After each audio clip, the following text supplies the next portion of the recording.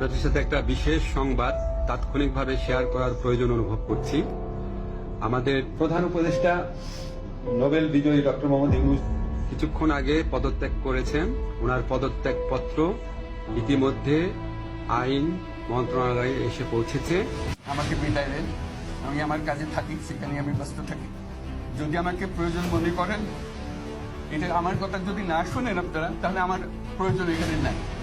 বাংলাদেশের রাজনীতিতে ফের এক নাটকীয় মোড়। সন্ধ্যা নামতেই পদত্যাগের ঘোষণা দিল অন্তর্বর্তী সরকারের প্রধান উপদেষ্টা এবং নোবেল বিজয়ী অর্থনীতিবিদ ডক্টর মোহাম্মদ ইউনূস। এক বিবৃতিতে তিনি জানান, বর্তমান রাজনৈতিক অস্থিরতা, জনগণের অনাস্থা এবং সম্মিলিত নির্বাচনী রোডম্যাপ নিশ্চিত করার লক্ষ্যে আমি আমার দায়িত্ব থেকে সরে দাঁড়ানোর সিদ্ধান্ত নিচ্ছি। তবে তার এই পদত্যাগের ঘোষণা সত্যিই বাস্তবায়িত হবে কিনা তা নিয়ে রাজনৈতিক অঙ্গনে তৈরি হয়েছে জোরালো সমালোচনা। অনেকেই বলছেন এটি হতে পারে একটি কৌশলগত চাপ প্রয়োগের অংশ, যার মাধ্যমে আওয়ামী লীগকে আবারও আলোচনার টেবিলে ফেরানো এবং দেশের অভ্যন্তরীণ সংকট নিরসনে একটি সমাধান বের করে আনা।